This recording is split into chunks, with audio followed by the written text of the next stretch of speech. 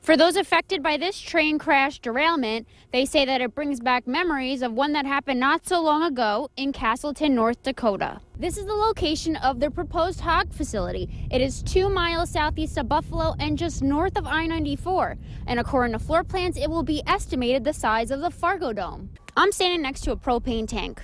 It holds about 500 gallons. The amount of gas leaked from the pipeline was 4,000 gallons.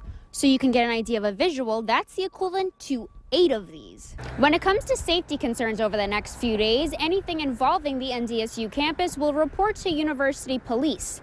And things like the tailgating section and off-campus property are at the jurisdiction of Fargo Police. I spoke with one of the residents who lives here on Viking Court who did not want to go on camera. He told me Thursday night he saw sewage bubbling in his backyard, and then come the morning it was in front of his apartment where you see the cones behind me. This is where Bachiri laid bleeding from his head and beaten. You could still see the blood left from 2 weeks ago. I met up with him and his family in this very spot earlier, but they didn't want to stay long out of fear for their lives. The sun is setting on a day ending safe and sound. But earlier, parents were notified the Detroit Lake School District issued a code yellow. They had received a threat, and they were following protocol to make sure all students and staff were safe. Whether it was a voicemail, text message, or email, the district said they were on lockdown. Classes and school operations were continuing to go on inside, but anyone looking to enter must be authorized at the door. School districts are put in a position anytime they hear anything threatening a student or teachers or staff, they need to follow protocol. Other parents had their concerns with this threat, being that the notice sent was vague and saying northwestern Minnesota. And in doing their own research, they found that other local public schools were not on lockdown. We're going to worry about the information that we have in Detroit Lakes. And we just felt like because of the ambiguity of it all, that we would take action. The Detroit Lake superintendent says law enforcement did not give them specifics on this threat.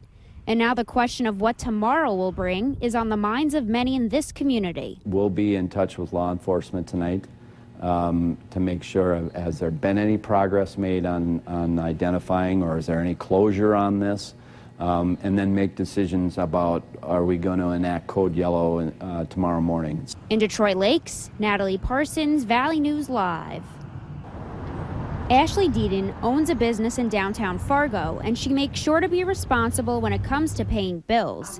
She's currently signed up for auto pay, so she was shocked when a Poser XL Energy technician gave her a call. Was notifying me that he was at my place of business to disconnect my service. Deedon says she was transferred to another person who told her that her credit card information wasn't up to date, so she owed about $290.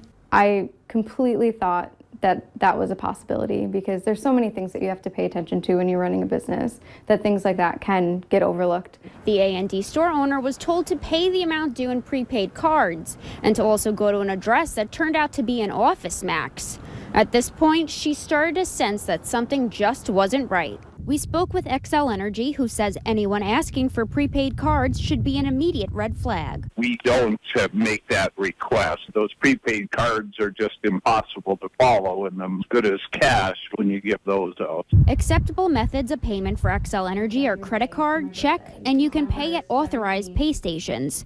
If you are late on a bill, they will give you multiple opportunities to pay up before you're disconnected. There will first be a notice, and then there would be a disconnection notice sent by mail. I'm sure that those people called other businesses yesterday, and they may even be calling businesses today. So if letting people know can stop even one person from getting scammed. In Fargo, Natalie Parsons, Valley News Live.